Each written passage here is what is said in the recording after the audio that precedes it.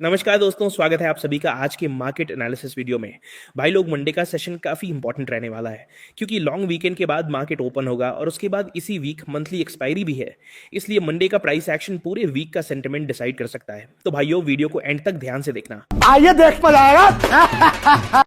भाई लोग, अब एक बात बताओ, अगर आपको ऐसा एनालिसिस डेली मिल रहा है जो आपको रियल टाइम में गाइड कर रहा है तो एक सेकंड लगता है लाइक करने में, एक छोटा सा कमेंट करने में। भाई लोग, कर देना यार, क्योंकि ये मेरे लिए एक सिग्नल होता है कि आपको वैल्यू मिल रही है। और अगर अभी तक चैनल सब्सक्राइब नहीं किया है, बेल आइकन हिट नहीं किया है, तो तुरंत कर लो, क्योंकि मार्केट में सर्वाइव करना है तो सही गाइडेंस बहुत जरूरी है और वो आपको यही मिलेगी। भाई लोग, सबसे पहले ओवरऑल मार्केट सेंटिमेंट को समझते हैं।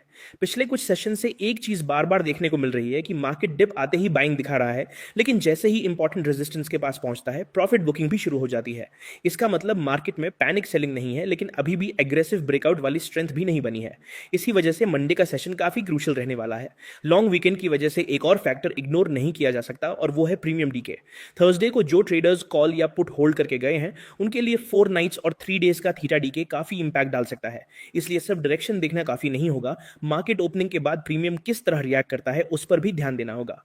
भाई लोग, अब बात करते हैं ग्लोबल मार्केट्स की। वीकेंड के दौरान जियोपॉलिटिकल डेवलपमेंट्स पर मार्केट की नजर बनी रही। अगर मंडे तक कोई फ्रेश नेगेटिव न्यूज नहीं आती है तो इंडियन मार्केट को ओपनिंग में सपोर्ट मिल सकता है। साथ ही क्रूड ऑयल पिछले कुछ सेशन से प्रेशर में ट्रेड कर रहा है और $70 के आसपास बना हुआ है।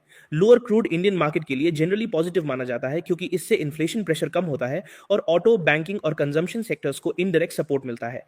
अब एफआईआई और डीआईआई डेटा पर नजर डालते हैं। कैश मार्केट में फॉरेन इंस्टीट्यूशनल इन्वेस्टर्स ने 383 करोड़ की बाइंग दिखाई है और डोमेस्टिक इंस्टीट्यूशनल इन्वेस्टर्स ने भी 5747 करोड़ की स्ट्रॉन्ग बाइंग कंटिन्यू रखी है। ये डेफिनेटली पॉजिटिव सिग्नल है, लेकिन याद रखिए, कैश बाइंग का मतलब ये नहीं होता कि सारा पैसा सिर्फ निफ्टी के हैवी वेट्स में ही गया हो। कई बार इंस्टीट्यूशन सेक्टर रोटेशन भी करते हैं। इसी वजह से डेटा पॉजिटिव होने के बाद भी इंडेक्स उतनी तेजी नहीं दिखा पाता जितनी ट्रेडर्स एक्सपेक्ट करते हैं। डेरिवेटिव्स डेटा देखें तो ओवरऑल पोजिशनिंग न्यूट्रल से स्लाइटली पॉजिटिव नजर आ रही है।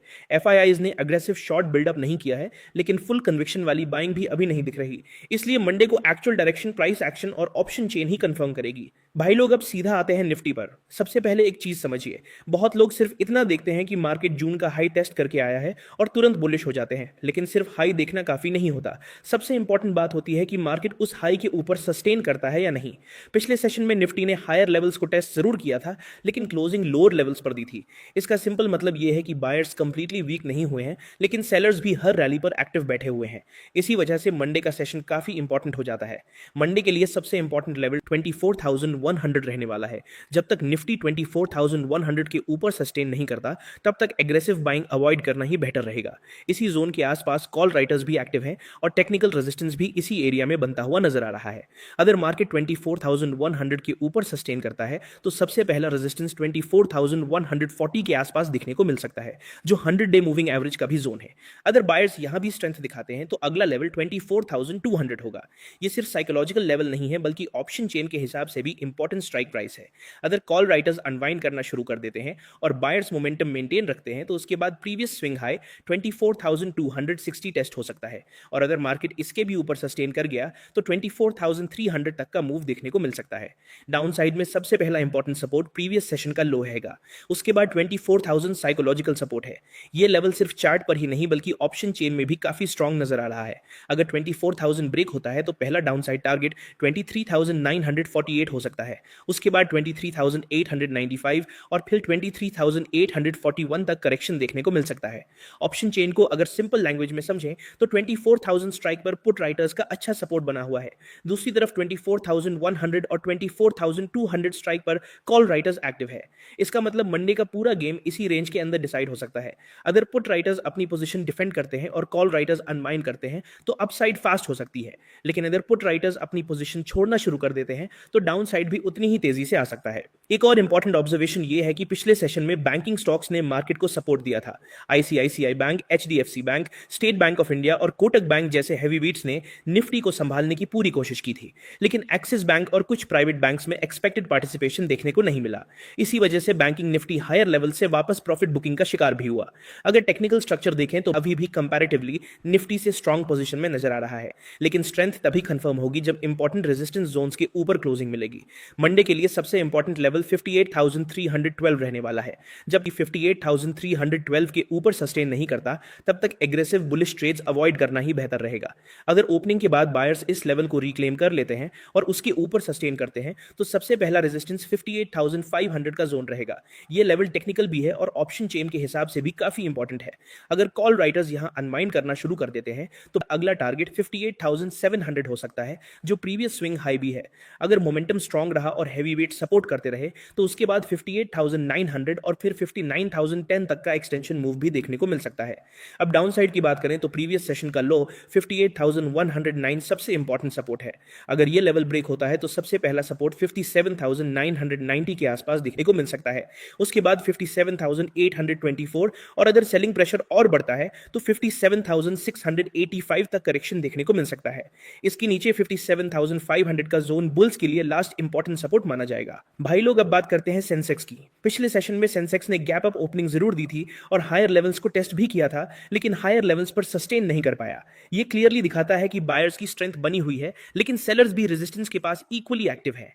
मंडे के लिए सबसे इंपॉर्टेंट रेजिस्टेंस 77,559 का जोन है। यह सिर्फ 100 डे मूविंग एवरेज ही नहीं बल्कि टेक्निकल सप्लाई जोन भी है। अगर सेंसेक्स इस लेवल के ऊपर सस्टेन करता है तो अगला रेजिस्टेंस 77,803 रहेगा, जो प्रीवियस स्विंग हाई भी है। अगर बायर्स इस लेवल को भी क्रॉस कर देते हैं तो उसके बाद 78,000 का साइकोलॉजिकल लेवल और उसके बाद 78,185 तक का मूव देखने को मिल सकता है। अब डाउन साइड की बात करें तो 77,000 का लेवल मंडे के लिए मेक और ब्रेक जोन रहेगा। इस लेवल पर पुट राइटर्स भी एक्टिव हैं और टेक्निकल सपोर्ट भी इसी एरिया में बनता हुआ नजर आ रहा है। अगर सेंसेक्स 76,993 के नीचे ब्रेक करता है तो पहला डाउनसाइड टारगेट 76,662 हो सकता है। उसके बाद 76,733 और अगर सेलिंग प्रेशर और बढ़ता है तो 76,500 का जोन भी देखने को मिल सकता है। सेक्टोरल पार्टिसिपेशन की बात करें तो पिछले सेशन में बैंकिंग ने सेंसेक्स को सपोर्ट दिया था, रिलायंस ने भी पॉजिटिव कंट्रीब्यूशन दिया था, लेकिन आईटी सेक्टर वीक बना रहा। इन्फोसिस, टीसीएस और टेक महिंद्रा जैसे हैवीवेट्स एक्सपेक्टेड सपोर्ट नहीं दे पाए। मंडे को अदर बैंकिंग के साथ आईटी सेक्टर भी रिकवर करता है तो सेंसेक्स में ब्रेकआउट की प्रोबेबिलिटी इंप्रूव हो जाएगी।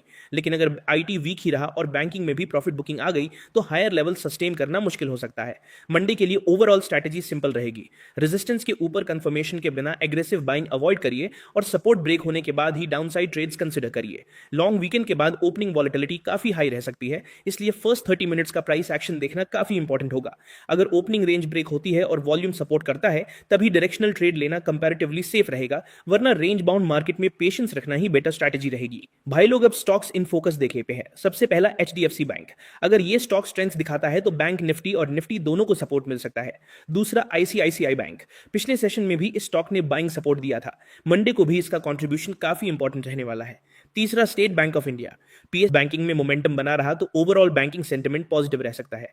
रिलायंस इंडस्ट्रीज पर भी नजर रखनी होगी। अगर रिलायंस पॉजिटिव कंट्रीब्यूशन देता है और बैंकिंग सपोर्ट करती है तो निफ्टी और सेंसेक्स दोनों हायर लेवल्स टेस्ट कर सकते हैं।